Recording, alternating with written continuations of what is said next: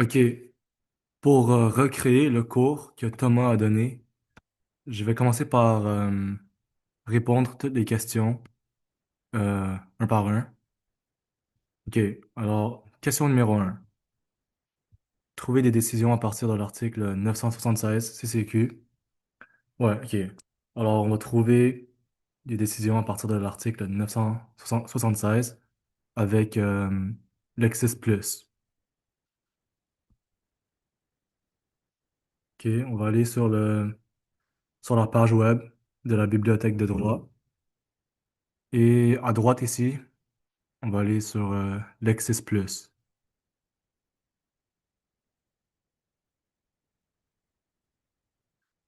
Il faut ouvrir une session.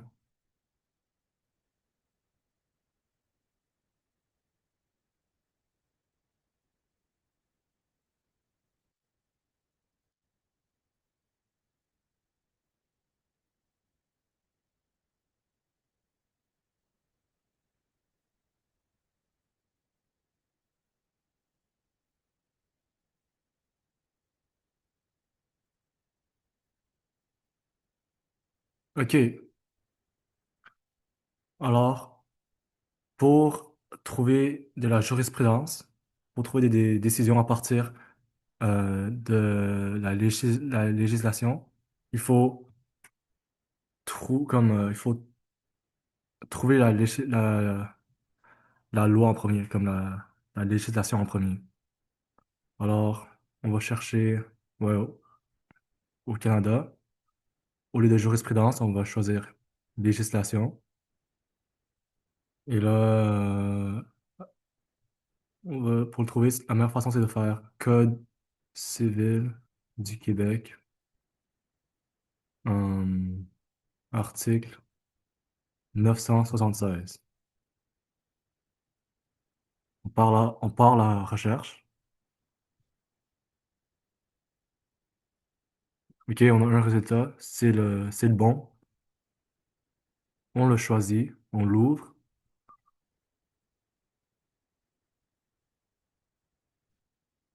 OK, et voir toutes les décisions qui ont cité euh, cet article du Code civil, à droite, en dessous de contenu connexe, on voit il y a décision ayant cité la législation sous étude. C'est ça. Ça, c'est le, le bon truc à cliquer.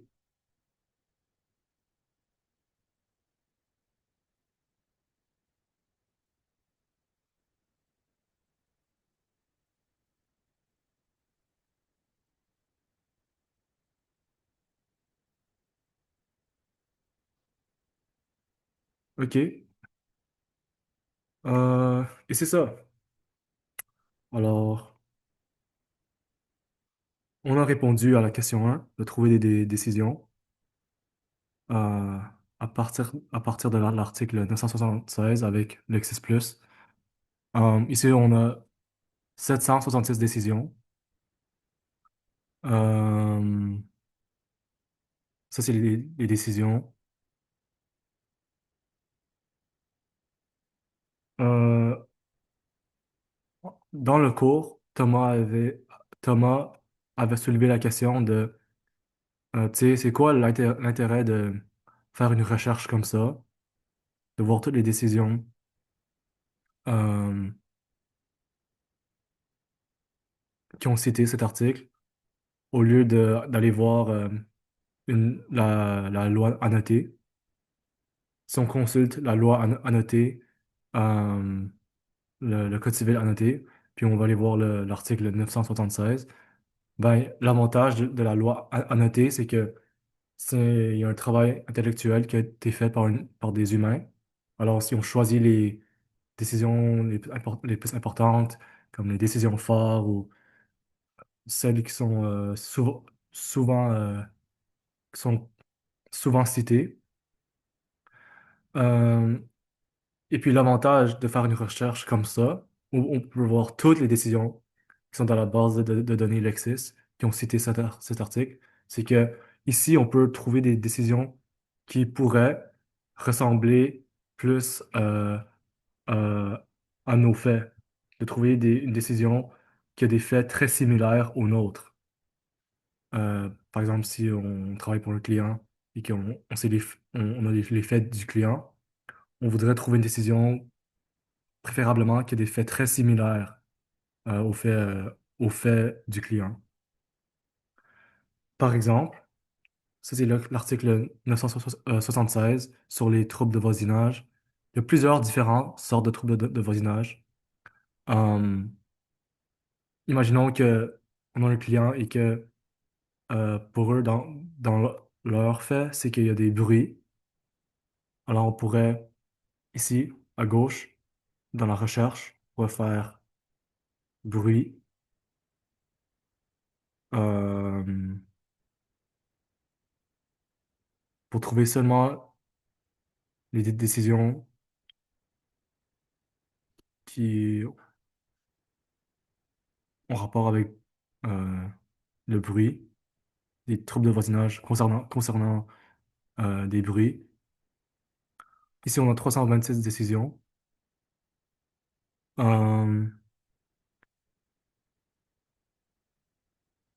on pourrait aussi utiliser le terme en anglais, noise. Ça nous, OK, ça nous donne 40 décisions. Et admettons, si on voulait combiner ces deux termes, alors on ferait bruit et noise. Ah non, désolé, c'est ou l'un ou l'autre. On voudrait voir toutes les décisions qui soit ont parlé de bruit ou soit qui ont parlé de noise.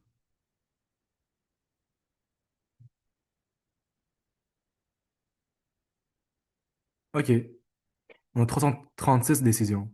Alors ça veut dire que de faire cette recherche avec bruit ou noise, euh, qui inclut noise, c'est une meilleure recherche que juste bruit. Parce que quand on a fait euh, juste bruit, il y avait 326 décisions. Maintenant qu'on a ajouté le ou noise, il y a 10 décisions de plus. Donc, ça veut dire qu'il y avait 10 décisions dans lesquelles on ne parlait pas de bruit, mais il y avait le terme noise. Et pour une recherche encore plus complète, on pourrait faire bruit euh, astérisque. L'astérisque, c'est la troncature, donc ça va genre inclure tous les mots avec toutes les terminaisons possibles, comme bruit avec un S. Alors, bruit, troncature ou noise. Ça devrait donner plus de résultats que 336.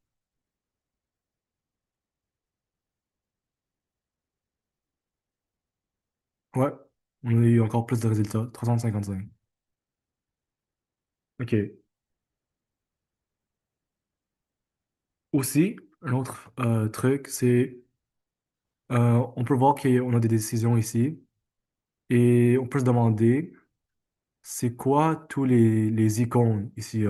Ici, on peut voir, il y a, on dirait, c'est un octogone, c'est comme ça a l'air d'un stop. C'est un bleu avec un C. Ici, c'est un truc mauve, genre un cercle mauve. Ici, on a comme un, ici, c'est vert.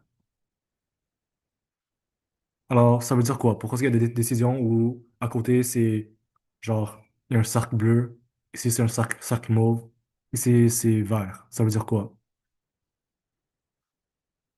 Euh, pour avoir la réponse, il faut aller dans Hide, en haut à droite. Euh, chercher. Hmm.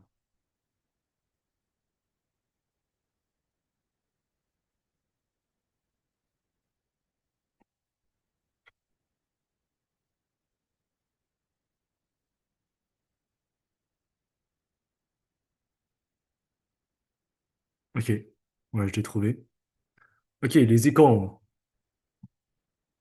Alors, Thomas avait dit que les plus importants sont les trois icônes ici. Les trois icônes les plus importants, c'est le vert, le triangle jaune et le rouge. Alors, l'icône te dit la décision, son traitement, genre jurisprudentiel. Vert, c'est traitement positif. Donc, ça veut dire que après que le jugement a été rendu, que cette décision-là, les cours l'ont appliquée, les cours ont dit que c'était du bon droit. Une décision avec un triangle jaune, ça veut dire que il y avait eu du distinguishing, que la décision, elle était comme limitée dans son application. Il y a des décisions qui ont dit euh, postérieurement que, OK, cette décision-là, elle était bonne, mais pour certains cas, pas pour tous les cas. Alors, il y a une limitation à son application. Et le, le rouge, c'est traitement négatif. Ça peut dire, ça peut dire deux choses. Soit, l'option un c'est soit que cette décision-là a été infirmée en appel. Alors, cette décision, ce n'est pas le bon dispositif, c'est pas le bon droit. Le bon droit, c'est une décision comme en cour d'appel ou en cour suprême, que c'est celle-là qui a rendu le dispositif final. Ou bien, l'option 2 ça serait que après que cette décision a été rendue, plus tard, postérieurement, euh, les cours ont comme infirmé cette décision, on dit qu'ils n'aimaient pas vraiment cette décision, qu'elle n'était pas bonne, que c'était pas du bon droit. Ça peut arriver. Thomas il avait donné un exemple du cas le plus extrême de l'aide médicale à mourir, que euh, c'était en... J'oublie l'année, mais il y avait comme l'arrêt Rodriguez, où je pense que c'était une madame de la Colombie-Britannique elle voulait mourir, et je pense que c'est monté en Cour suprême. La Cour suprême, elle a dit que non, euh, l'aide médicale à mourir, ça marche pas, ça reste illégal en vertu du code criminel, en vertu du code criminel. Et puis des années plus tard, en 2015, il y a l'affaire Carter, où cette affaire-là a juste complètement renversé l'affaire Rodriguez en disant que l'aide médicale à mourir, c'est permis dans notre société et que euh, en vertu de la charte, euh, c'est comme du droit à la liberté et du droit à la vie, c'est comme la disposition du code criminel qui criminalise l'aide médicale à mourir est devenue invalide à cause de la charte. Ça, c'est un exemple où l'arrêt Rodriguez aurait un icône rouge parce que cet arrêt-là a été infirmé par la suite. Puis, finalement, il y a les icônes, le bleu, le cercle bleu et le cercle mauve. Ces deux-là, c'est comme neutre. Ça veut dire que ben, ça dit pas grand-chose. Ça te dit pas vraiment le traitement judiciaire, c'est neutre. OK. Alors, je pourrais prendre un exemple ici.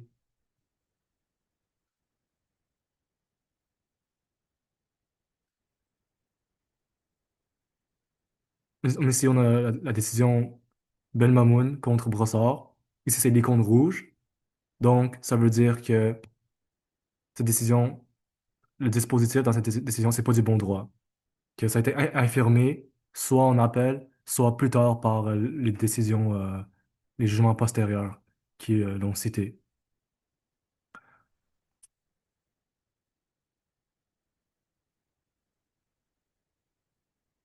OK.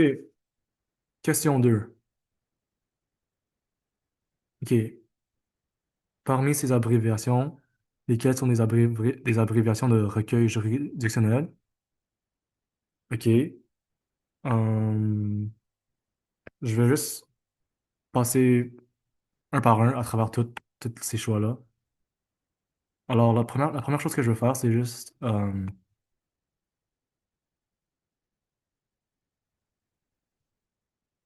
ouvrir la page de la bibliothèque de droit à la page abréviation juridique.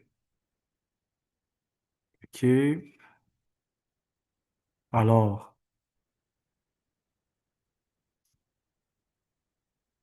OK.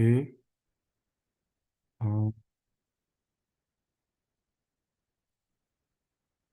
bon, le premier, CSC, c'est quand même facile. CSC, c'est Cour suprême du Canada. Alors, c'est... Ah, non, mauvais truc.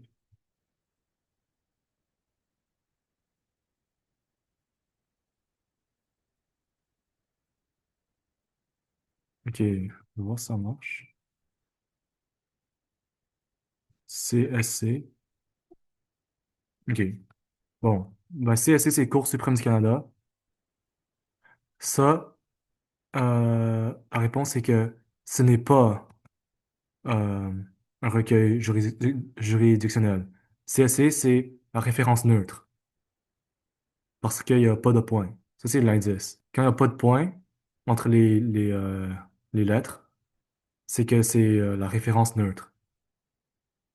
RCS. RCS, c'est le recueil de la Cour suprême.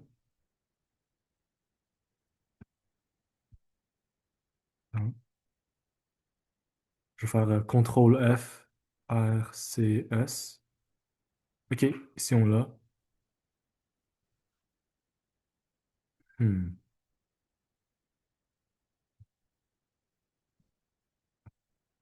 OK, ici on l'a. RCS, recueil des arrêts de la Cour suprême du Canada. Oui, ici c'est un recueil juridictionnel. OK, c'est quoi un recueil juridictionnel? Les recueils juridictionnels sont ceux qui... euh, donc le recueil est spécifique à une juridiction précise. Donc, cela, donc c'est pour un tribunal précis ou une cour précise. Ce recueil-là, c'est juste le recueil pour une année pour tous les arrêts de la Cour suprême. Recueil juridictionnel. CA, je vais faire CTRL F pour CA. OK.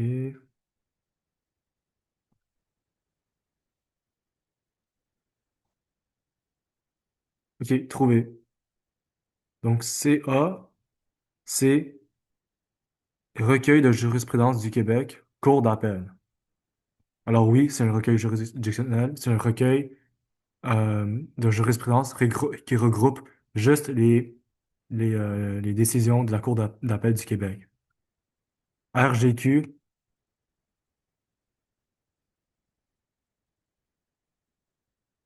RGQ, Recueil de jurisprudence du Québec. Ce n'est pas un recueil juridictionnel parce que ce recueil-là a des décisions de plusieurs cours et de plusieurs tribunaux. Ce recueil-là, elle va avoir des décisions de la Cour d'appel, de la Cour supérieure du Québec, des décisions euh, de la Cour du Québec. Alors, elle a des décisions de plusieurs tribunaux. Alors, elle n'est pas spécifique à un tribunal. QCCA, la Cour d'appel du Québec, ça c'est la référence neutre. Ce n'est pas un recueil. CF. On va voir c'est quoi CF. On va chercher sur leur page des abréviations.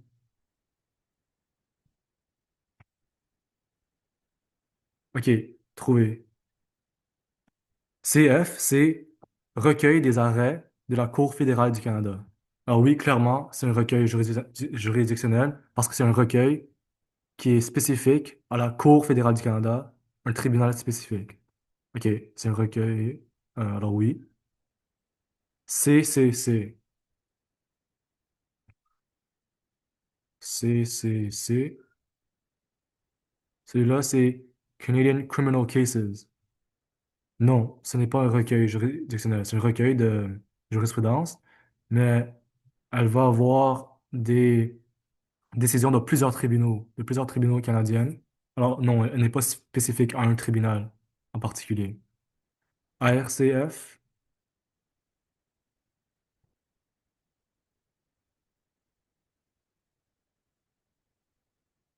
ah, désolé.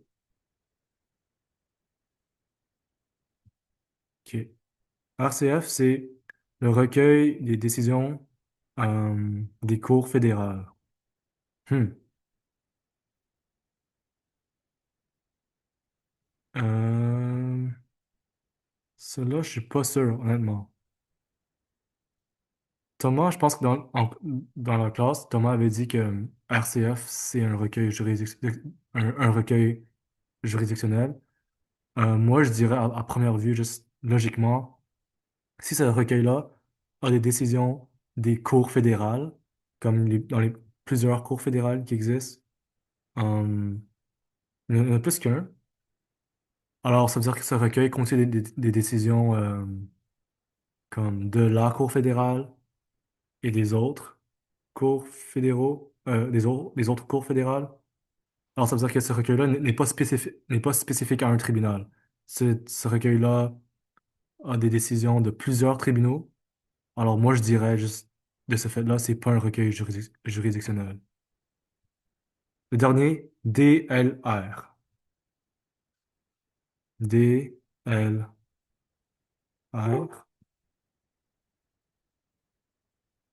Et DLR, c'est quoi? Dominion Law Reports. Alors, ce recueil-là, c'est un recueil comme un recueil canadien qui regroupe des décisions de plusieurs tribunaux. Alors, encore une fois, celle-là, c'est clairement pas juridictionnel, c'est juste un recueil qui a des décisions de plusieurs tribunaux. Ce recueil-là n'est pas spécifique à un tribunal, alors non. Euh, la réponse finale, ce serait celle-là.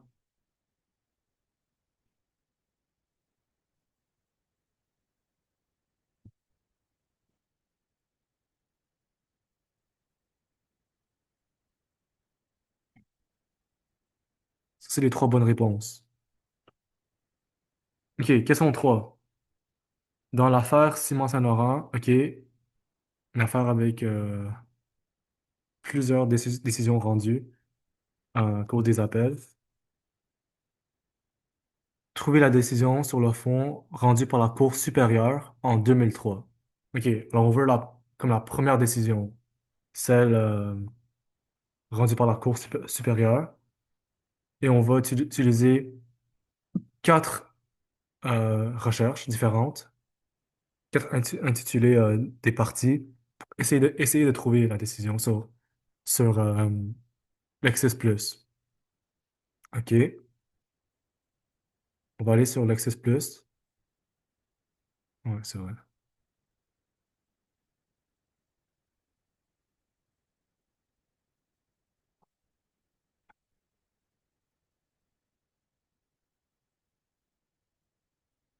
OK, en haut à gauche pour retourner à la recherche, à la page d'accueil.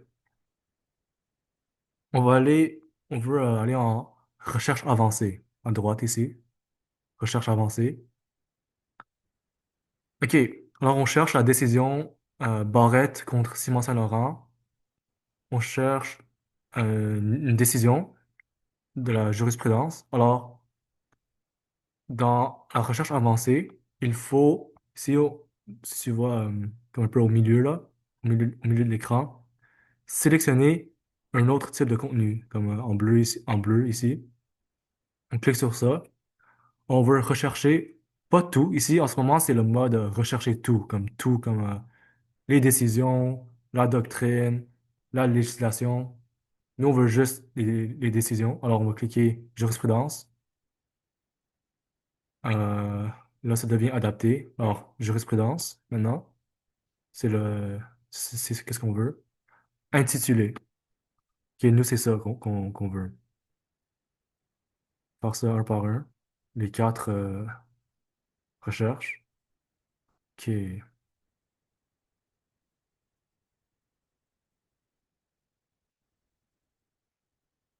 OK.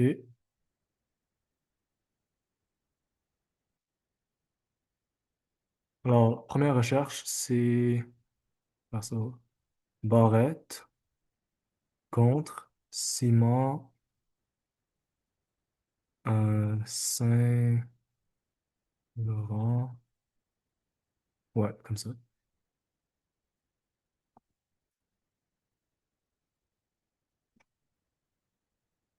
OK. On a juste l'intitulé, mais aussi, ça dit,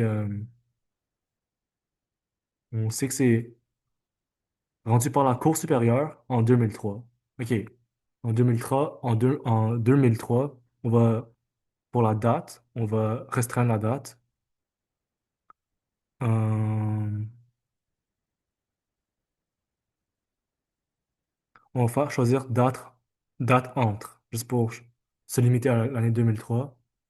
Alors, on va aller du 1er janvier 2003 jusqu'au 1er janvier 2004.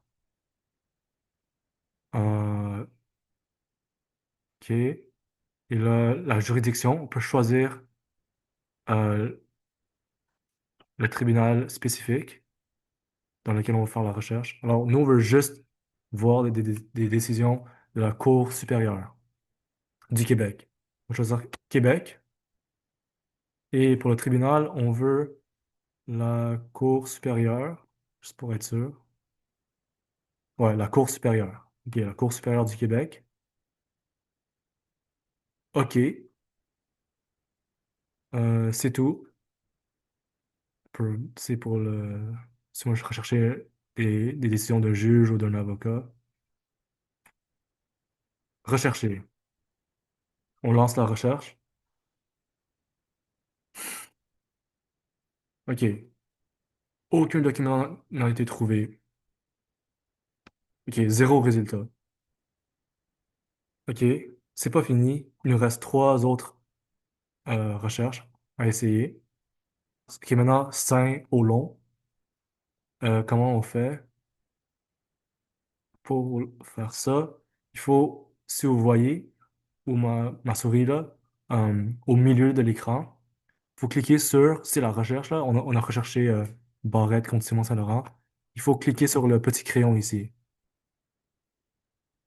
Bien, là on peut changer les termes. IN. OK, on lance la nouvelle recherche. Encore une fois, zéro résultat. Aucun document n'a été trouvé. OK, le prochain. Troisième recherche du Saint-Laurent. OK, on va aller ciment du Saint-Laurent. Maintenant on fait ST. OK. Encore une fois, aucun résultat. Et là, le quatrième, du Saint-Laurent. Et on l'a trouvé. Ça y est. Alors, c'est ça. Ah, en fait, non. Il y a deux choix. On a Barrette contre Simon du Saint-Laurent, 2003, supérieure du Québec. Celle-là, elle a été rendue elle a été rendue le 9 mai. Ouais, désolé, ouais. On a deux résultats. Alors, on a trouvé deux décisions avec cette recherche. Cet autre résultat, OK, encore en 2003. Ouais, c'est le bon tribunal, Cour supérieure. A été rendu le 29 janvier. Euh,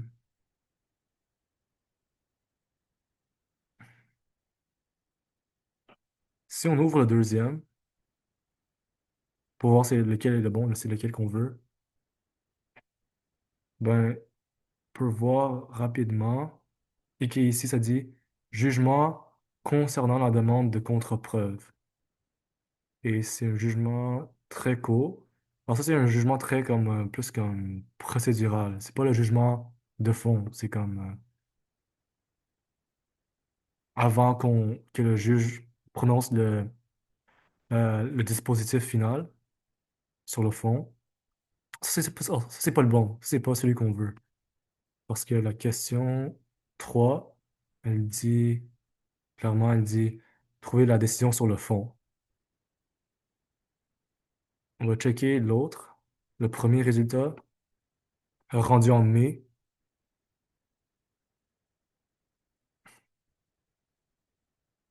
Et celle-là, c'est là si on la lit un peu le résumé de la décision, c'est clair que c'est la décision qu'on veut. Où vraiment la juge se prononce sur le fond. OK,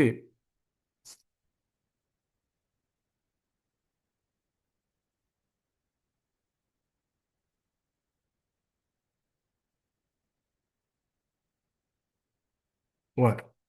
Alors, c'était quoi l'intérêt de faire tout ça? Pourquoi est-ce on vient de faire la question 3? L'intérêt, c'était juste pour illustrer que, euh, en fait, avec nos recherches, c'est toujours mieux de faire une recherche par référence. Et que ça peut être plus difficile. On peut perdre du temps avec les recherches par intitulé, avec le nom des parties, parce que des fois, il y a des variations. Euh, Par exemple, tu sais, le nom de la décision pour la Cour supérieure du Québec en première instance, c'est Barrette contre Ciment du Saint-Laurent, Saint écrit au long.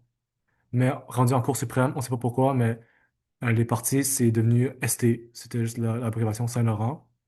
Il n'y a pas vraiment d'explication. Et alors, des fois, ça peut se poser problème. Ça juste fait que c'est plus. C'est que une recherche par nom des parties, on peut perdre plus de temps. Tandis qu'une recherche par, si je vais sur le Lexis, par référence, c'est toujours c'est toujours plus vite. Si tu veux trouver une décision précise et que tu connais la référence de la décision, faire une recherche par référence, ça va toujours être beaucoup plus rapide que de le faire avec le nom des parties. Toujours. Comme ici, on peut voir cette décision-là, c'est quoi sa référence.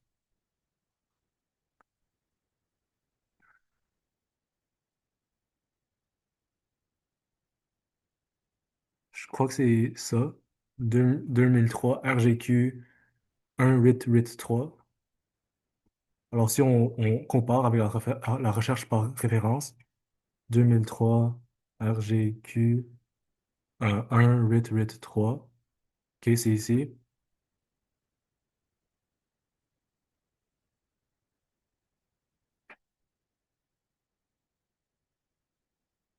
Boum, on a trouvé la bonne décision, celle qu'on veut, en quelques secondes.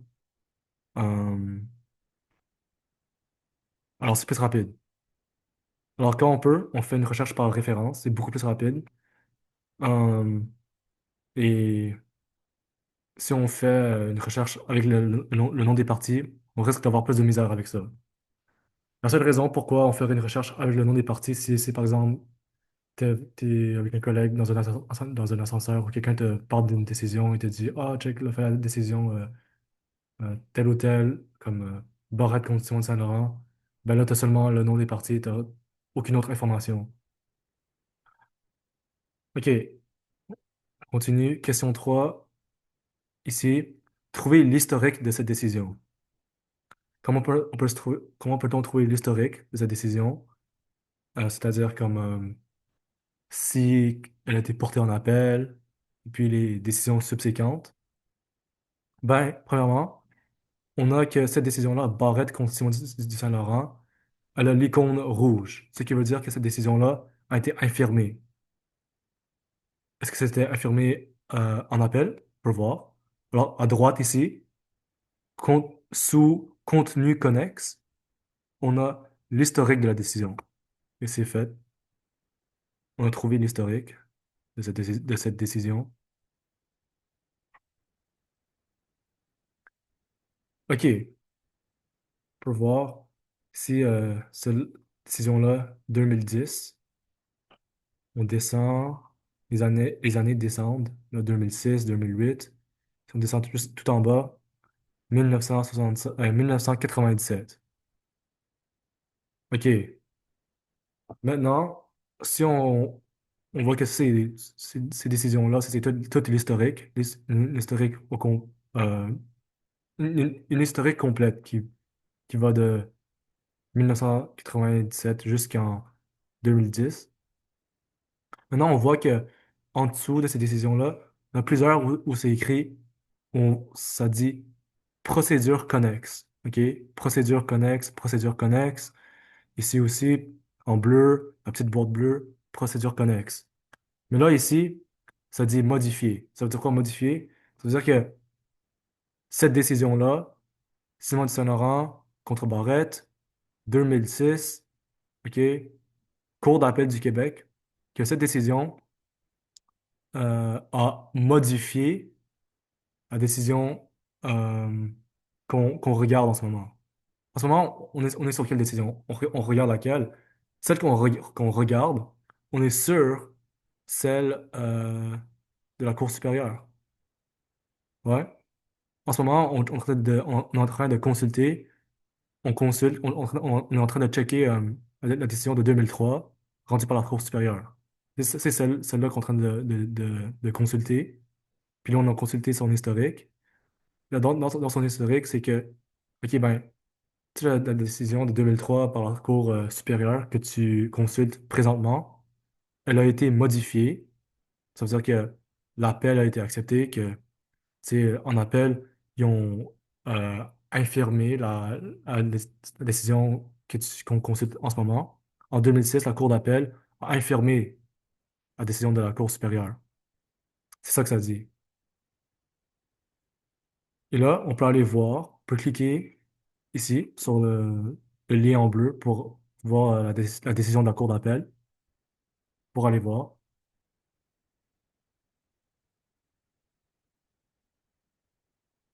la décision rendue par la Cour d'appel. Et à droite, on peut aller encore en dessous de contenu connexe, historique de cette décision-là, historique de la décision. OK, c'est quoi son historique? On n'est pas surpris, c'est la même historique.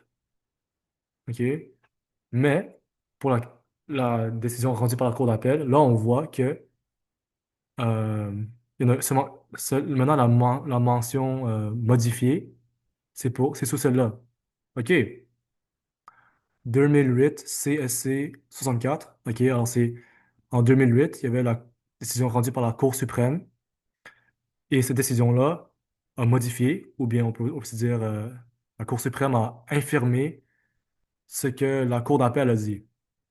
OK. Et ça, c'est tout. C'est tout pour la question 3 pour l'historique. Euh, c'est fait. Question 4. Vrai ou faux? Lorsqu'aucune référence neutre n'apparaît dans la liste des références parallèles, ok, si on n'a pas de référence neutre pour une décision, je peux créer une référence neutre. La réponse, c'est faux. Tu peux pas créer de référence neutre. Si il n'y a pas de référence neutre, tu vas essayer de trouver une référence juridictionnelle. Par exemple, tu sais, le recueil des arrêts de la Cour d'appel du Québec ou le recueil euh, des décisions de la Cour suprême du Canada, bien comme un recueil de même. Alors, on va essayer de trouver un recueil spécifique au tribunal. S'il n'y a pas de référence dans un recueil juridictionnel, alors là, falloir opter pour la référence dans un recueil non juridictionnel. Alors, ça pourrait être n'importe lequel des autres euh, recueils. Comme par exemple, ça pourrait être le recueil de la jurisprudence du Québec, la RGQ. Alors, la réponse est faux. Il n'y a pas de référence neutre. On n'a pas le droit d'en créer. Il faut trouver soit une référence par un recueil juridictionnel ou sinon, s'il n'y a même pas de recueil juridictionnel, on va citer avec une référence de recueil non juridictionnel. Question 5. OK, trouver la décision dont la référence est 2008 CSC 64. OK, ça va être facile. OK, on va juste retourner à la page d'accueil de Lexis.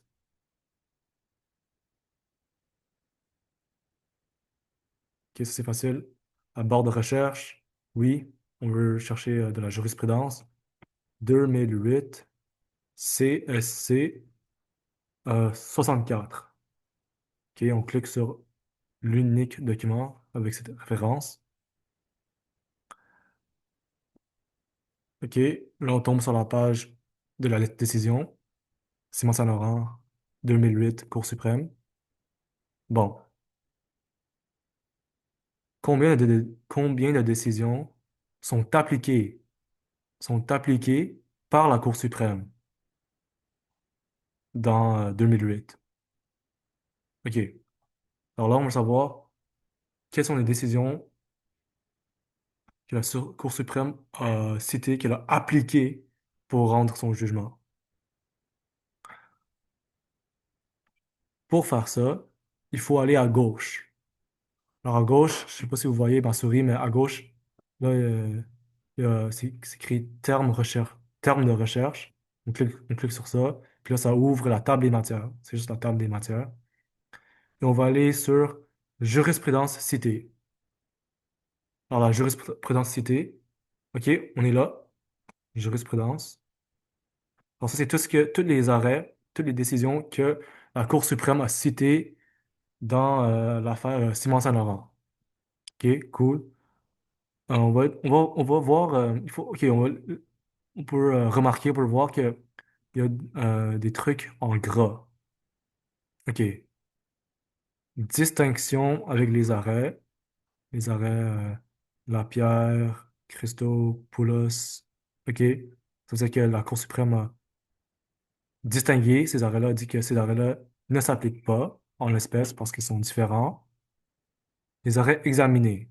OK, alors, Drysdale contre Douglas, l'arrêt Canada Paper. C'est des arrêts que la Cour a examinés. Puis finalement, en gras, ici, on a des arrêts mentionnés. Et c'est tout. Alors, c'est des arrêts qu'on a. C'est tous les arrêts, toutes les décisions que la Cour a mentionnées. OK. Alors, soit la réponse à la question. Quelles sont les décisions qui ont été appliquées? Alors, c'est comme connotation positive. Comme une décision que la Cour a citée, qui a dit ça, c'est du bon droit, puis ça, c'est le droit qui s'applique en l'espèce. Euh, alors, combien de décisions est-ce que la Cour suprême a appliquées? C'est ceux qui ont distingué. OK, ça, c'est ceux qui ont examiné. Ben, on ne sait pas. Probablement ceux qui ont appliqué, qui ont appliqué sont dans les arrêts qui ont mentionné. Euh,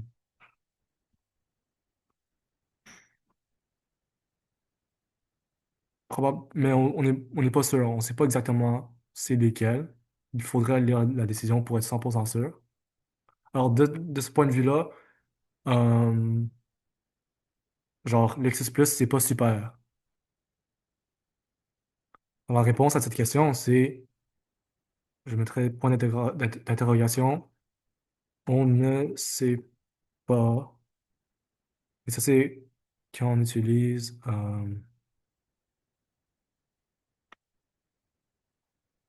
Lexis. Mais quand on utilise Sockige,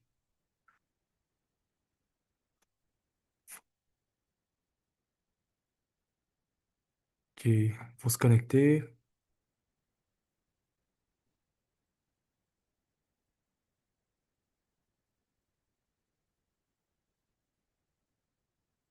OK.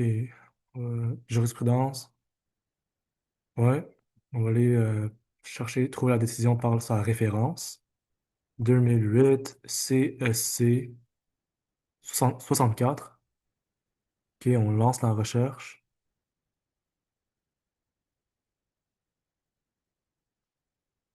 Quatre résultats. Hmm. Peut-être il faudrait que je mette les guillemets. Non, ah. C'est Ouais,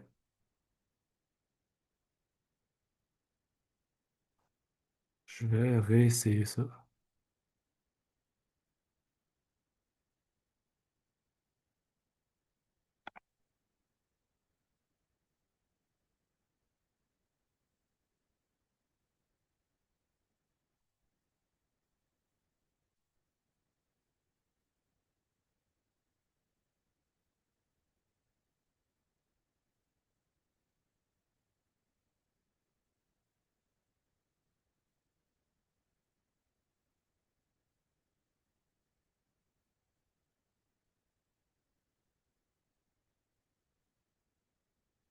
Donc, rechercher par référence, je mets les guillemets.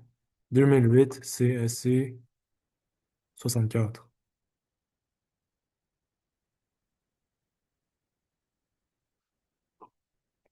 OK, un résultat. Et c'est le bon. On va le consulter.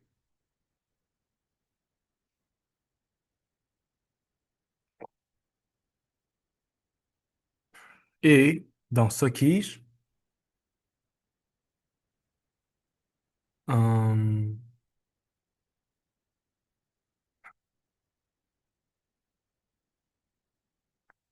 dans Sockige, quand on trouve la jurisprudence citée, Sockige est mieux. Sockige fait une meilleure job. Elle nous dit que dans la catégorie appliquée, il y a appliqué, distingué, mentionné. Ben, dans appliqué, nous donne Gourdeau contre le télé. Bon, alors, selon Sockige, on pourrait au moins en dire un. Eux, ils ont fait ils ont lu la décision, puis ont fait le travail de, de nous dire que la Cour suprême elle applique Gourdeau. Euh, alors, on pourrait dire combien de décisions qu'elle applique? Un, une décision. La Cour suprême, elle applique une décision selon Sockige, l'arrêt Gourdeau. Bon. Et l'intérêt de cette question, c'est juste pour nous montrer que sur ce point-là, Sockige, elle fait le meilleur job que Lexis. Parce que pour Sockige, quand tu trouves une décision, elle, tu vois les celles qu'elle cite, elle va te dire, OK, si c'est celle-là que les juges ou la juge qu'elle applique pour euh, arriver à sa conclusion. Tandis qu'en Lexis, on n'a pas ça, on n'a pas ce bénéfice. Prochaine question. Combien de décisions québécoises citant euh, cet arrêt ont traité positivement cet arrêt? Puis on veut savoir les décisions qui ont cité Simon Saint-Laurent et qui ont dit, OK, ils ont cité Simon Saint-Laurent, qui ont dit, ouais, Simon Saint-Laurent, c'est du bon droit et c'est le droit qui s'applique en l'espèce. Vous trouvez ça? Comment est-ce qu'on le fait? OK, sur Lexis, on a la décision Simon Saint-Laurent. À droite, sous contenu connexe, il faut cliquer sur décision citant la cause. Alors voici, on va voir d'une shot, on va voir toutes les décisions qui citent Simon Saint-Laurent.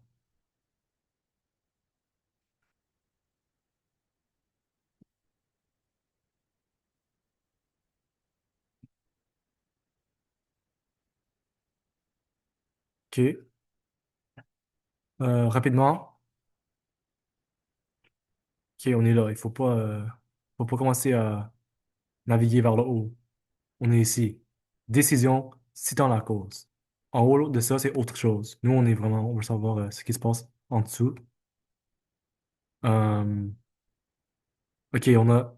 647 décisions. Alors, nous avons 647 décisions qui citent Simon Saint-Laurent. On les a toutes ici. C'est une très longue liste. Alors, on a deux choix ici.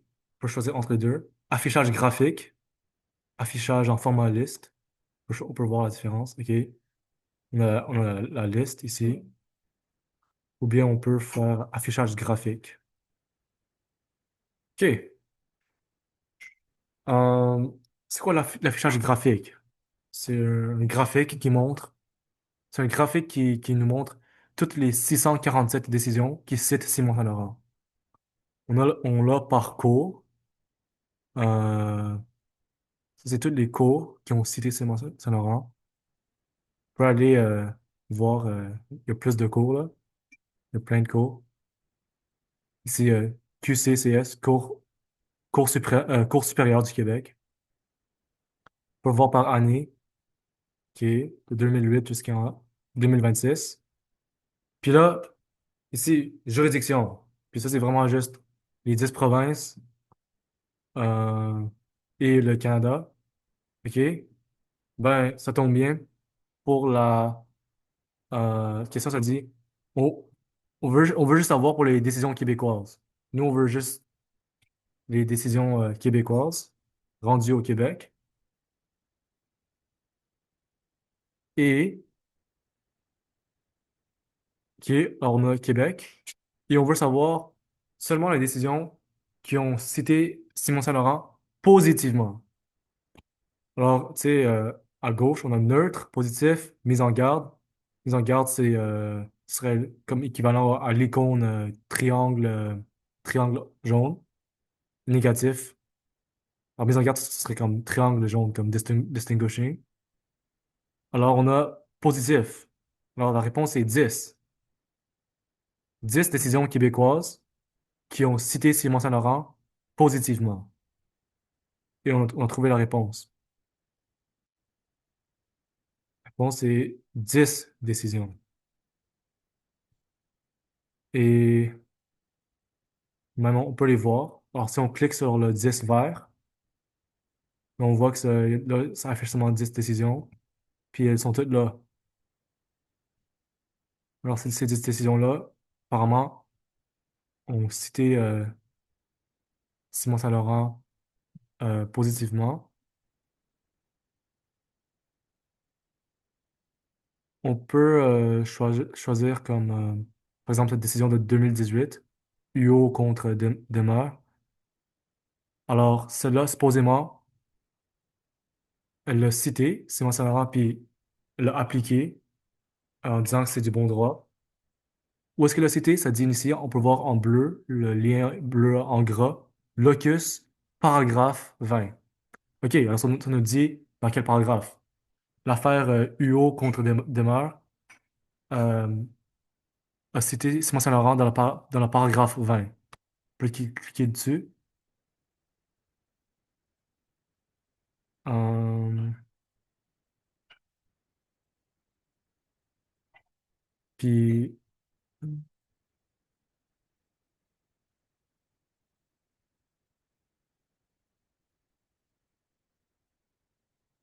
puis là, ça dit suivant les enseignements en matière de la Cour suprême. Ça, j'imagine, c'est la référence. Ouais, Simon Saint-Laurent. Et,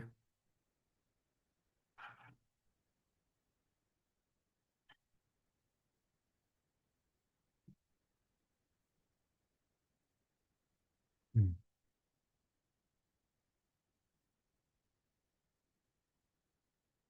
OK. Ben, ici, dans UO, ils n'ont même pas cité Simon Saint-Laurent pour parler des troubles de voisinage. Mais bon. Alors là, on sait que ça, peut-être, ça intéresserait pas Malik dans la trame factuelle, comme du cours numéro 2 cours numéro 3 dans Studium.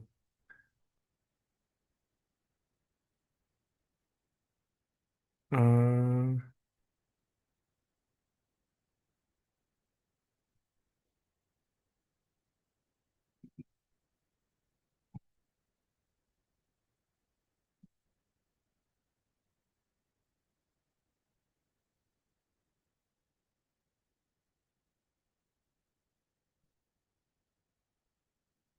On pourrait checker un autre pour voir.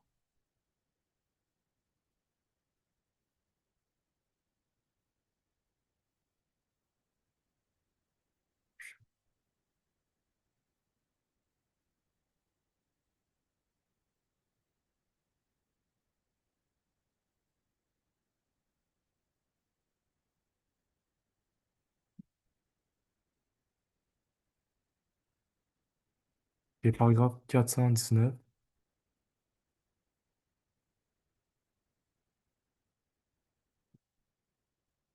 Pour aller plus vite, je vais faire CTRL F 419. OK. C'est le montant de dommages moraux, c'est tout.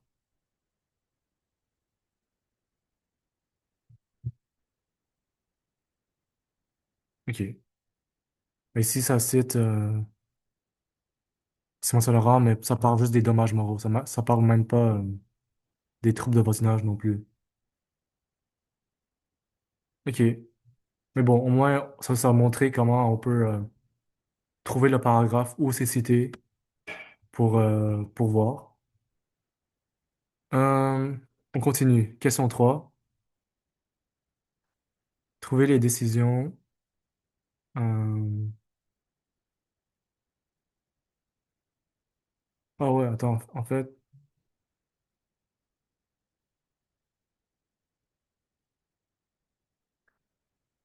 il y a une autre façon de trouver la réponse de 10.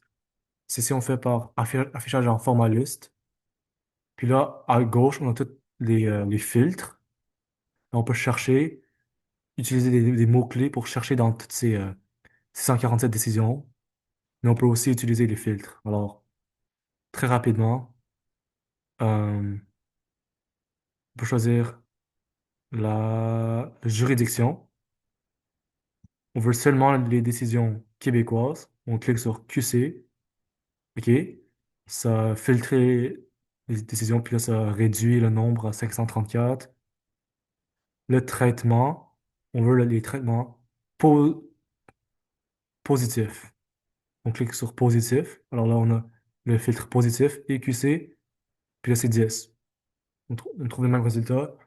On peut choisir soit avec le graphique ou avec les filtres à gauche. Les deux façons marchent. Bien. Je vais juste enlever les filtres. Puis, question, trouver des décisions, OK, qui citent Simon Saint-Laurent en dissidence. Comment on le fait?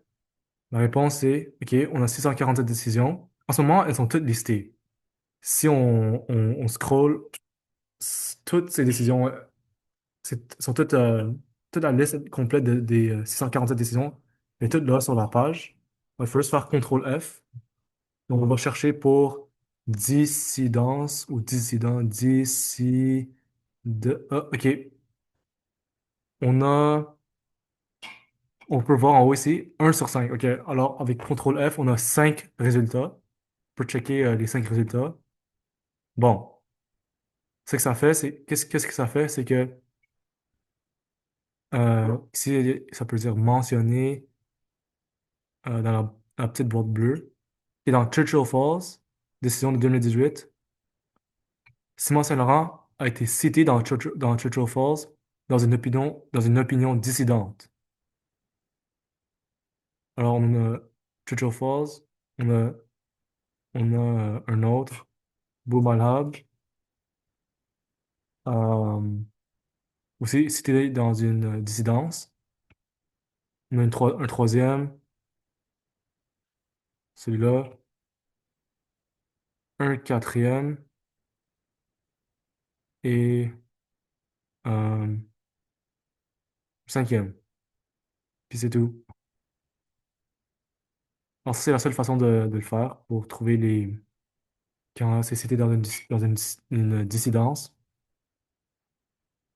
On pourrait, on a trouvé 5 et c'est pas spécialement utile de trouver quand c'est cité dans dissidence, mais là, on sait comment le faire. OK. Dernière question. Question 6. Vrai ou faux? Il existe une fonction dans Lexis, rapidement trouver toute la doctrine qui a cité Simon Saint-Laurent. La réponse est vrai. C'est facile. À droite, euh, doctrine faisant référence à cette décision. On clique dessus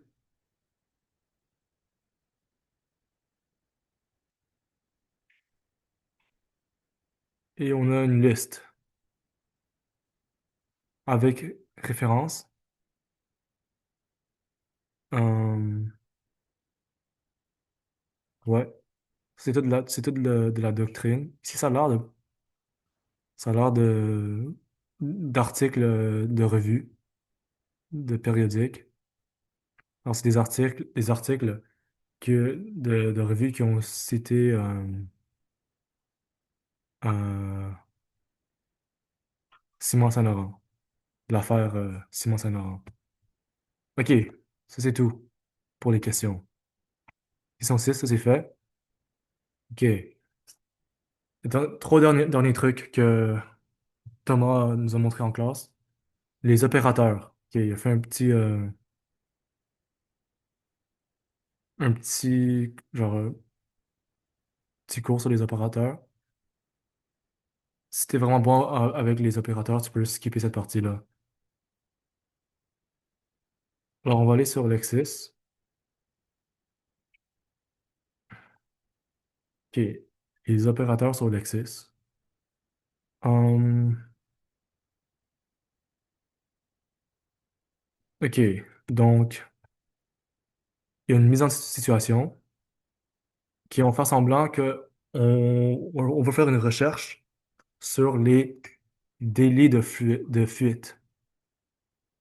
C'est ça qui nous intéresse, les délits de fuite. Alors ça, c'est vraiment en droit criminel, je crois. Ben, c'est droit public. Euh, les délits de fuite. Alors, on veut faire cette recherche. OK. Euh,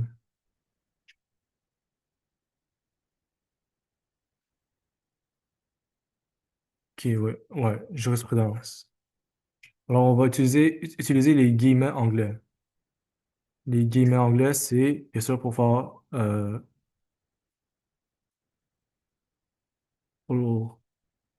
que ça renvoie à une expression exacte, délit de fuite. En fait, ah non, Thomas voulait montrer comme qu'est-ce que ça fait les guillemets anglais. Alors, on va faire délit de fuite sans guillemets en premier.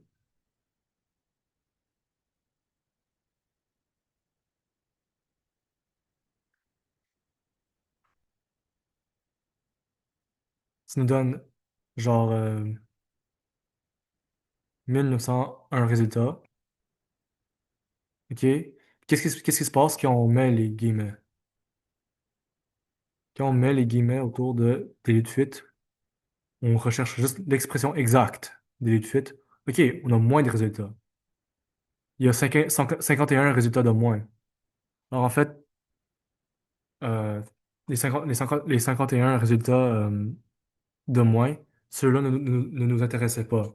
Parce que c'était genre des décisions où, comme peut-être dans la trame factuelle, ça parlait de euh, comme des accusés qui ont supposément commis un délit, et puis comme pendant la fuite, puis là, c'est deux, comme les mots délit, fuite, et là, le mot de se trouve dans le texte intégral des décisions, mais la décision ne porte pas sur le délit de fuite.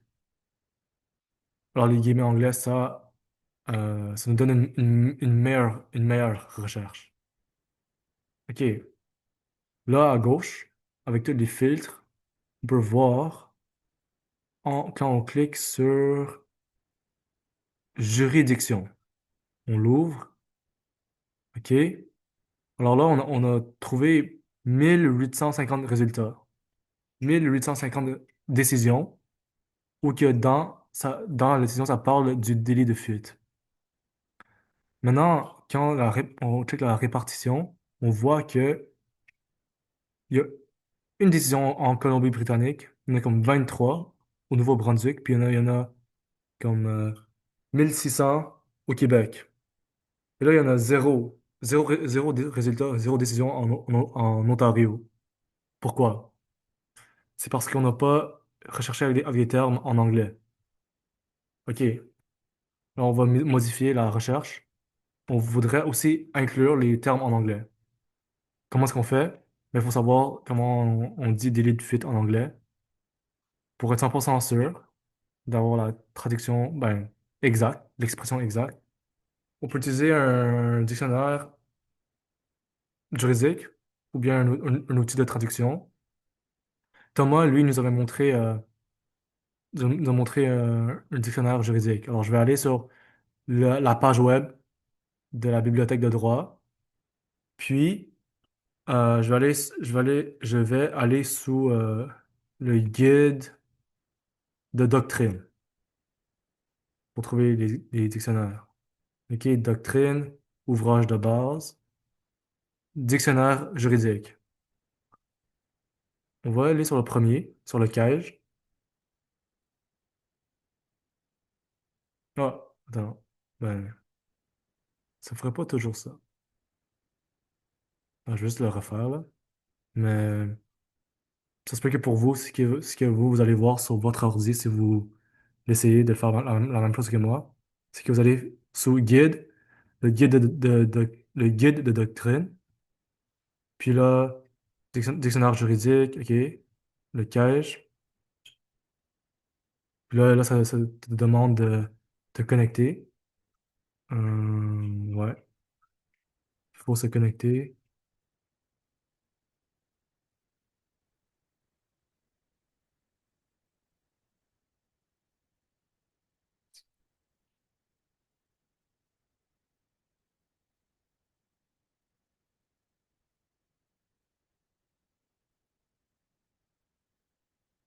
OK, nous avons, nous sommes, on est sur la page des dictionnaires de la Cage. Là, il faut choisir le dictionnaire de droit québécois et canadien. C'est celui-là qu'on veut. OK, là, on peut rechercher dans ce dictionnaire. On veut chercher délit de fuite.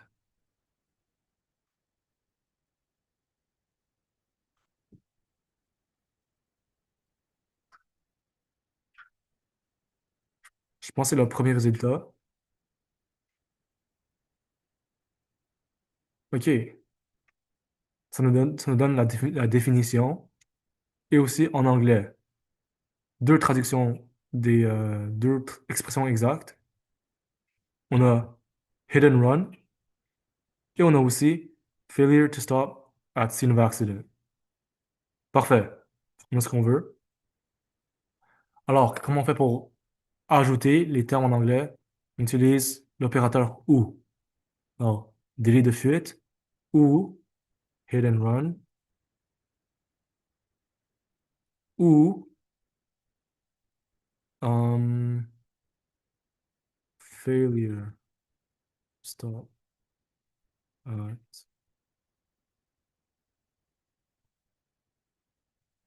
Hmm.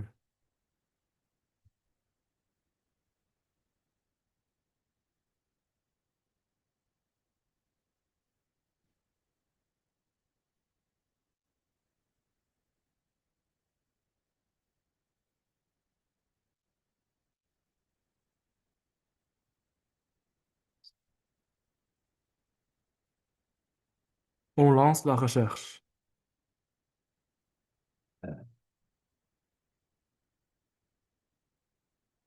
Cool, on a beaucoup plus de résultats. Avant, c'était comme 1800, là, c'est comme 3500. Pour checker dans les juridictions, dans les provinces, ouais. Là, soudainement, on trouve beaucoup plus de décisions britanno-colombiennes. Euh, on a plein de décisions ontariennes, OK? Ok, alors là, on a trouvé plus de résultats pertinents.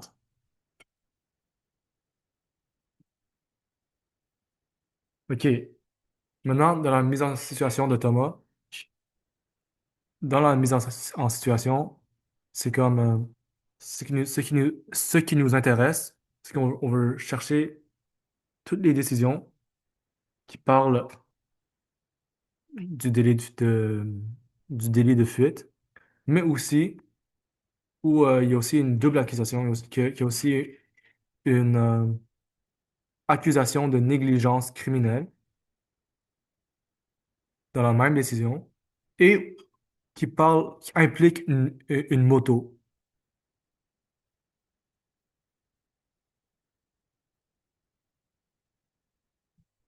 Alors, on va voir comment est-ce qu'on peut faire cette recherche dans Lexis. OK. Alors,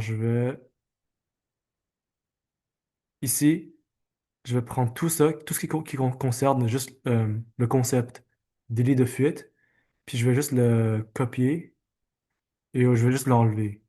On peut le mettre ici, le copier ici, pour le mettre de côté. Et ce qu'on va faire, c'est on va juste se concentrer sur l'aspect négligence criminelle. Alors, on a négligence criminelle. OK? C'est en français. Maintenant, on voudrait aussi ajouter le terme en anglais pour avoir toutes les décisions qui nous intéressent, même ceux en anglais. Comment est-ce qu'on dit négligence criminelle en anglais? On peut utiliser le dictionnaire juridique. Négligence criminelle. Ouais. Ici, ça dit. Le dictionnaire nous dit en anglais criminal negligence. Bien. Ah, aussi pour la traduction, pour des expressions juridiques, de traduire du français en anglais ou de l'anglais en français, il y a plusieurs outils. Le dictionnaire juridique, c'en est un. Il y a aussi d'autres choix comme il y a des outils de traduction comme Termium Plus. C'est un autre choix qui celui-là. Il y a aussi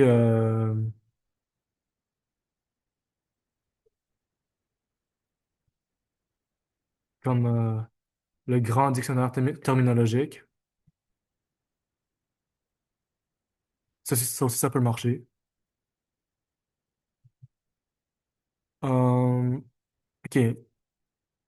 Maintenant, pour en revenir avec la négligence criminelle. Alors, négligence criminelle en français. Et on ajoute le terme en anglais ou criminal negligence. OK, on lance. OK. Alors, pour d'avoir tous ces résultats-là, ça nous donne 7000 résultats. Maintenant, il y a une autre façon de faire la même recherche et de prendre de faire en prenant moins d'espace. Et c'est avec l'opérateur de proximité. Alors, qu'est-ce qu'on fait pour en apprendre plus sur les opérateurs? Il faut aller, on va encore aller sur le site web de la bibliothèque de droit. Puis là, euh, c'est le guide de jurisprudence, qui est le guide de jurisprudence. Je clique dessus. C'est le premier document qui apparaît devant nous. Tout premier, le tableau des opérateurs. OK. Alors nous, en ce moment, on est dans Lexis. cette colonne-là. Et là, on voit et, ou, les guillemets anglais, proximité. Euh, il y a plusieurs différents genres opérateurs de proximité. On a euh, trouvé ces mots-là dans le même paragraphe. Ok, pour paragraphe. Ici, dans l'exis, ce serait slash P. On est dans je veux trouver ces deux mots-là dans la même phrase. Slash PF. Euh, et puis là, celui qui nous intéresse ici, c'est d'avoir ces deux termes-là près l'un de l'autre. Et ça veut dire quoi? Près, c'est près en termes de nombre de mots qui les séparent. Euh,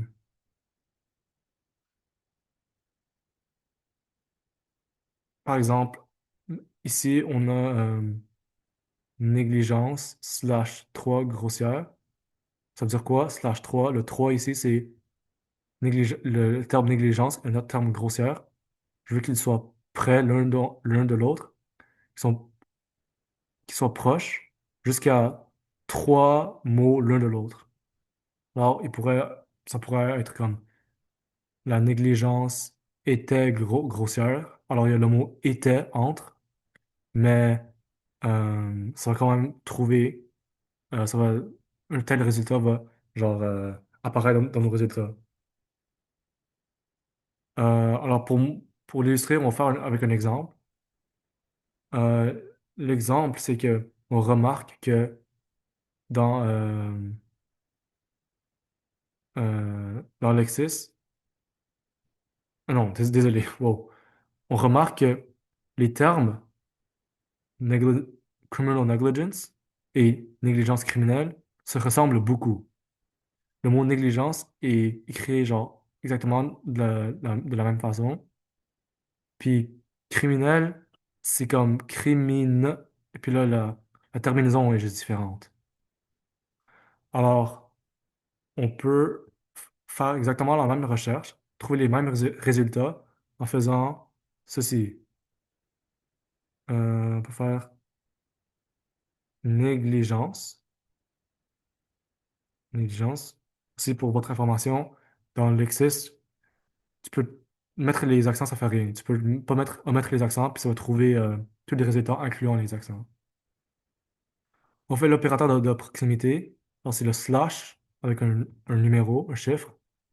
On va faire slash 2 crimine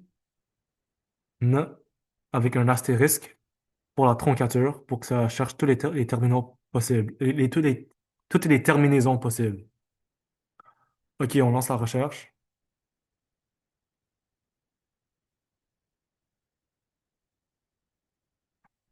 Et c'est bon. Alors, pour vérifier qu'on a fait la bonne chose, on peut checker dans langue. On peut faire un à la fois. Quand on coche juste les résultats anglais,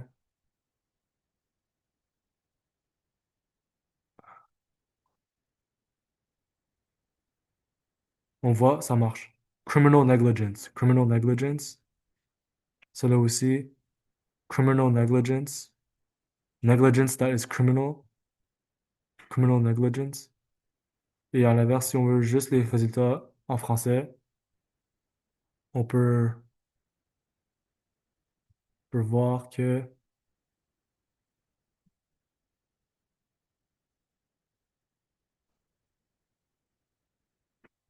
négligence criminelle, négligence criminelle, négligence criminelle. OK, ça a marché. Bien, la recherche a marché. Pour ce qui est de la négligence criminelle, OK, maintenant, euh, comment est-ce qu'on fait pour combiner deux concepts dans Lexis? On va commencer lentement. On va juste combiner le concept de délit de fuite et le concept de négligence criminelle. Alors, on veut lancer une recherche, on veut faire une recherche avec toutes des décisions où ça parle et du délit de fuite et de la négligence criminelle. On veut que les deux concepts soient présents dans la même décision. D'accord.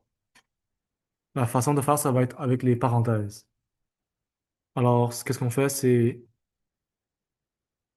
simplement le concept au complet de négligence criminelle. Je vais le mettre entre parenthèses. Puis là, je vais mettre l'opérateur et. Et puis là, ah merde. Bon, ça, il fallait le copier, là, mais c'est correct. Je vais mettre les parenthèses pour le concept négligence criminelle, opérateur et. Puis là, OK, là, j'ai tout le concept. Ici, surligné, là, c'est tout le concept de délit de fuite. Le concept entier de délit de fuite, je vais le mettre entre parenthèses. Alors, qu'est-ce que ça fait? C'est que tout ça ici, c'est, on veut négligence criminelle et délit de fuite. On lance la recherche. OK, ça donne 122 décisions. OK, et ça a marché. Euh, Ça donne des décisions qui traitent de de négligence criminelle et d'un délit de fuite.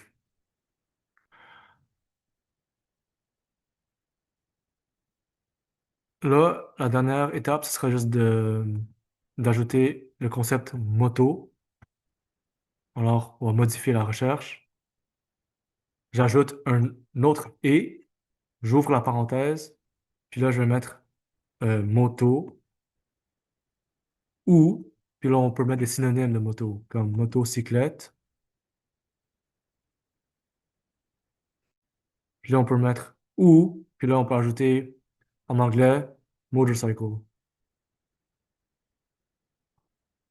OK? Et puis là, je ferme la parenthèse. Comme ça, le concept moto est un concept en- entier à part. Comme là, on peut lancer la recherche. Là, on a 14 décisions.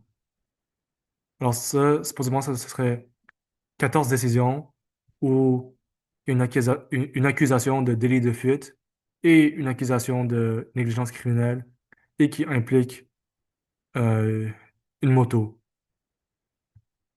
Euh,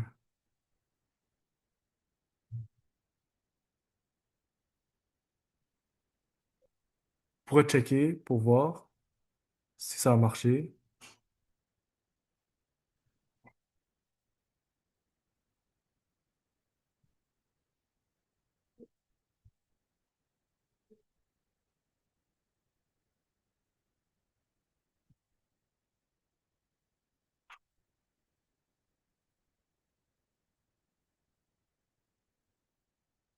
OK.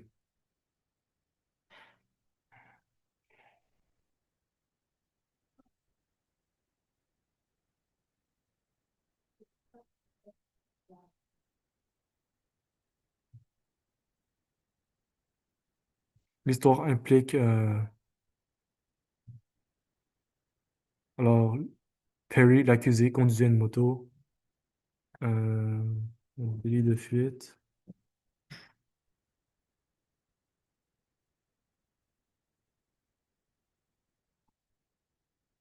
Hmm.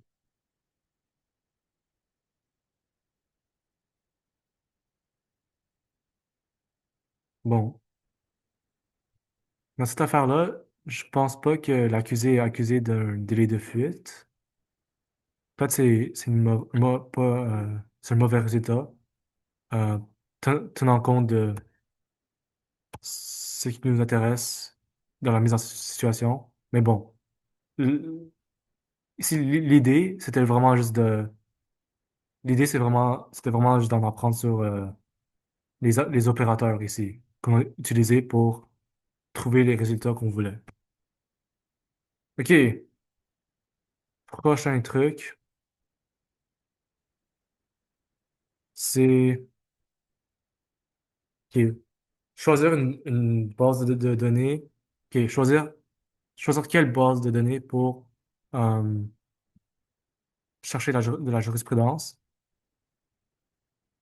Ici, j'ai une photo de la présentation PowerPoint de Thomas. Mhm.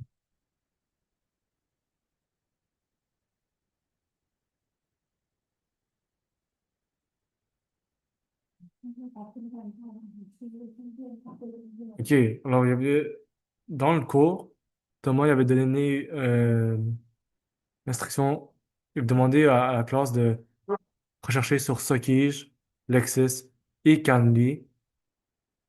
Et là, de voir, de trouver comme juste de trouver, voir si on peut être capable de trouver ces deux décisions-là avec leur référence. Bon, vous pouvez essayer de faire l'exercice tout seul là, chez vous, avec votre ordi. Je vais juste donner les réponses. Alors, euh,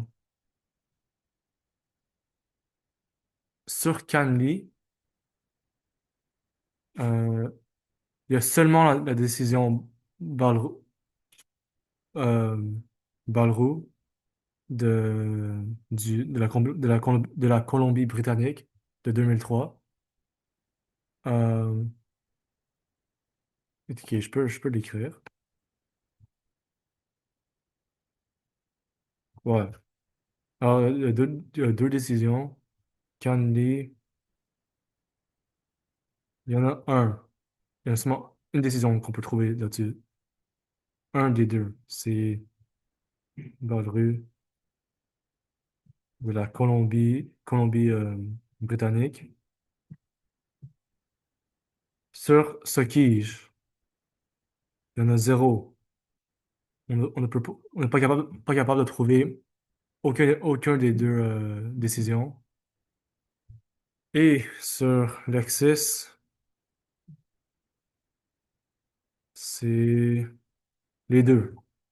On est capable de trouver les deux décisions. Hum, ok, alors cet exercice-là, c'est juste pour montrer la portée euh, des, euh, des bases de données. Alors, pourquoi est-ce que ce qui je n'aurais pas cette décision de la Cour d'appel de la Colombie-Britannique de 2003? Ben, ce qui c'est une base de données qui est vraiment qui se concentre sur le droit québécois, surtout. Alors, ben, on peut aller voir.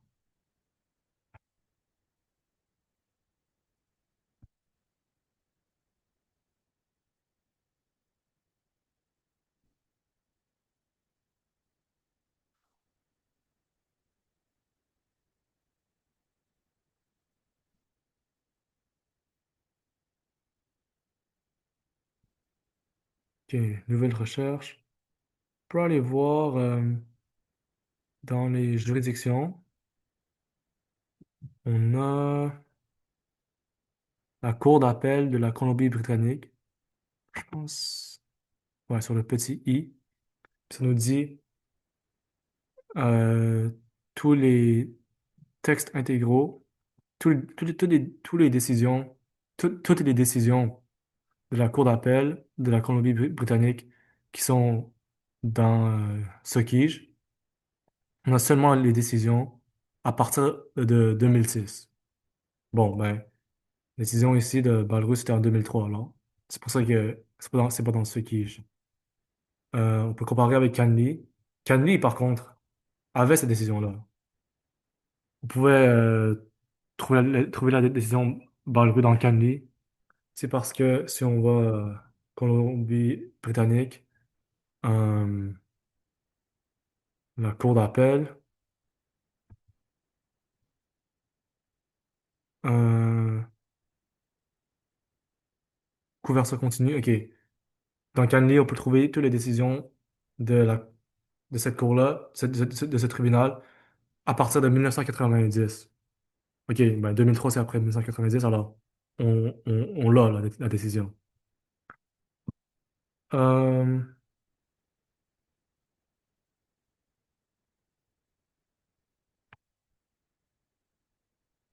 et là, le résumé de cet exercice, c'est juste pour dire, quand on choisit une base de données pour faire une recherche jurisprudentielle, euh,